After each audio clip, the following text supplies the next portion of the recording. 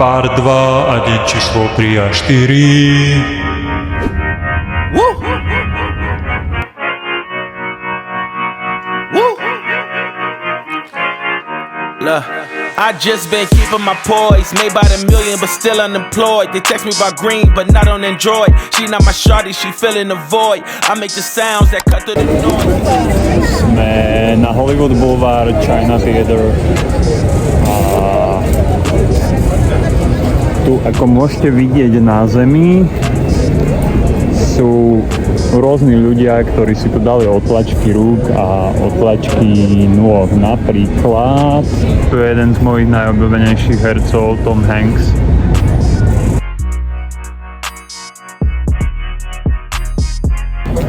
Rest in peace, Kobe Bryant.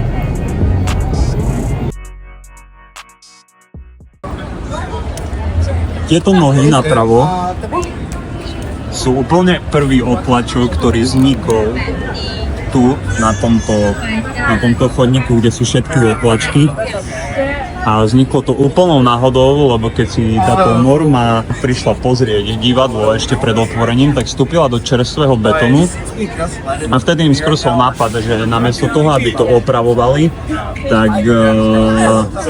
tak to nechajú tak. A vznikla tradícia, že už potom všetky tie slávne osobnosti toto začali robiť. Ale nie som si úplne istý, že to bola náhoda, možno to bol iba dobre premyslený marketingový ťah. Hneď potom sme sa presunuli do Chinese Theater na takú mini tour. Inak to divadlo funguje od roku 1927 a presne 18. maja, kedy tá pani Norma vstúpila do toho čerstvého betónu. Áno, budeme hovoriť pani Norma, lebo neviem povedať jej priezvisko.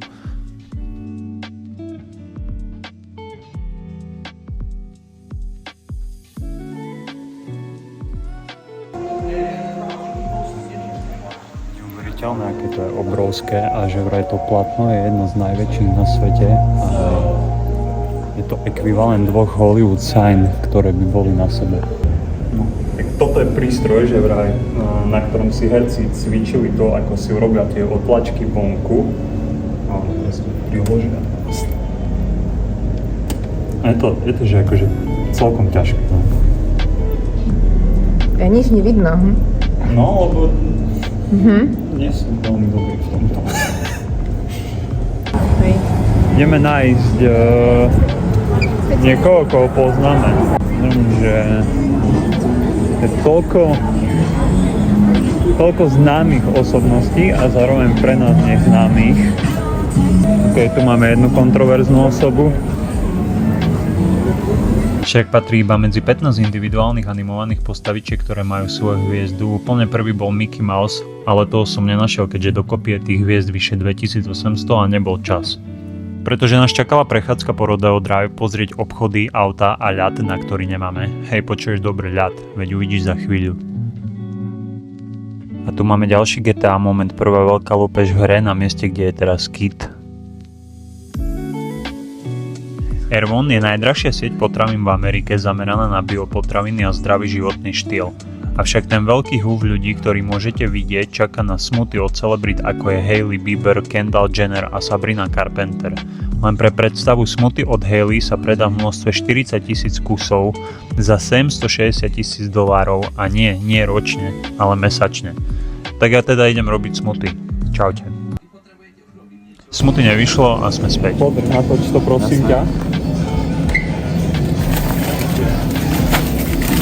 Voda, zmrazená voda, gule za 29,99 káv. Zmrazená voda. Primerane ceny nevieme. Viac sme v Erewhon nestihli, pretože nám security zakázali natáčať. OK. Potom sme sa presunuli do downtownu, no vzhľadom na vyššiu kriminalitu, najmä v oblasti Skid Row, sa tam veľmi neodporúča len tak prechádzať. My sme tam však išli kvôli úžasnému Grand Central Marketu, ktorý ponúka množstvo skvelého jedla. Hneď vedľa je strážené parkovisko, takže je to bezpečné. Ja som si tam chcel dať lobster roll, ten som mal iba 2-krát v živote, lebo ono tá cena je extrém, ale je to najlepšie, čo som kedy v živote jedol a oni ho tam robia fakt dokonalý, lepšie ako v New Yorku.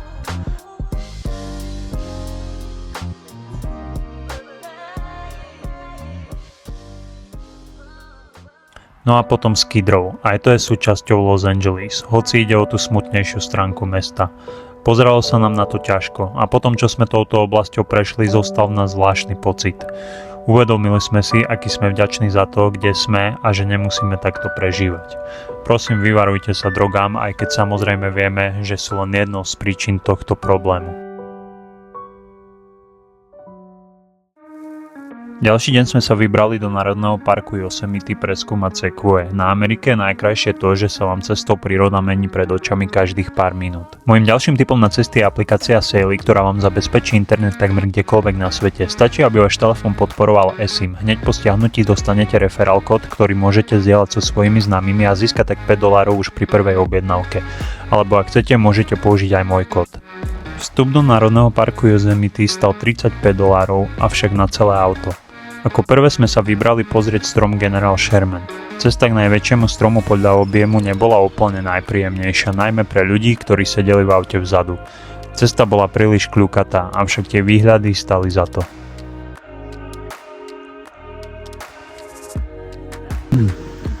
Toto je vlastne širokouhlý záber a je úplne neuveriteľné, aký je ten strom obrovský. Má 2200 rokov. A je to ekvivalent toho, ako keby sa malá myška pozerala na 2-metrového človeka. Je škoda, že vám to proste neviem preniesť, ten pocit z toho, aké to je veľké a že to tá kamera nevie tak zachytiť. Strom meria 84 metrov, čo je len 9 metrov menej ako Soho Slobody. Našim ďalším a zároveň posledným cieľom v tomto parku bol Tunnel Walk. Tuto vychutnávam jablko a študujem mapu, ako sa tam dostať, keďže v parku nie je žiadny signál a navigačka nefungovala. One. Cheese.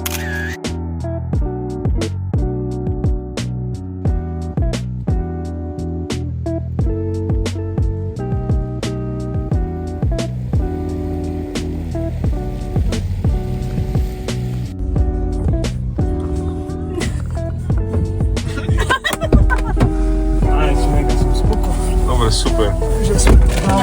Super.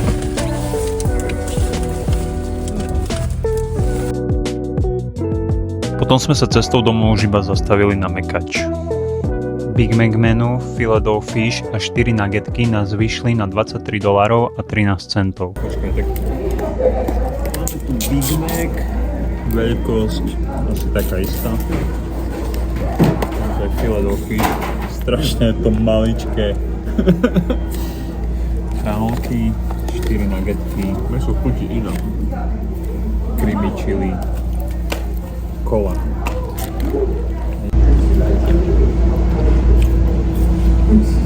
Ale hej, už mám asi tretiu a teraz je to ešte lepšie. Čo?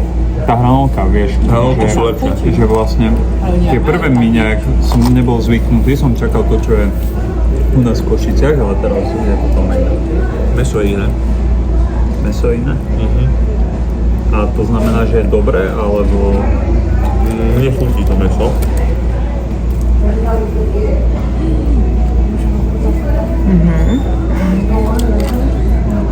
Máme nuggetku najprv, tak.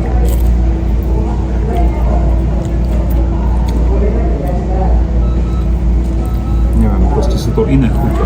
Ale nemôžem povedať, že to je zlé. Nemôžeš. Mačka je extrém fajná. Nebo chutnajte potom. Neviem.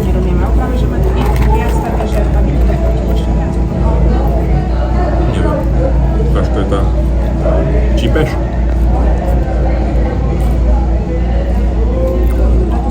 Fajná rybka. Omačka. Taká papriková.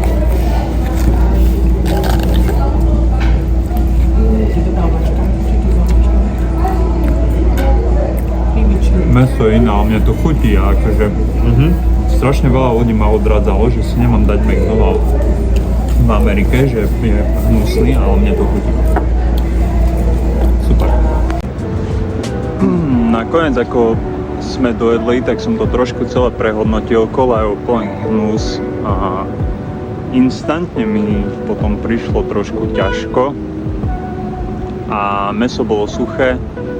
Akože nie je to, že úplne vyslovene zlé, tak ako som hovoril. Chuťovo teda dobre, ale žalúdok nesúhlasil. Tak a to je pre dnešok všetko. Na budúce sa môžete tešiť na Universal Studios a prvý a druhý deň v Las Vegas. Tak ak nechcete, aby vám niečo ušlo, kliknite na odber, hoďte like, pokojne aj koment a konštruktívnu kritiku tiež. Iba práve začínam a tá človeka posunie najviac. Alebo pokojne len zostaňte naladení. Nie je to s Bohom, je to len ďalšie bye. Bye, Silvester.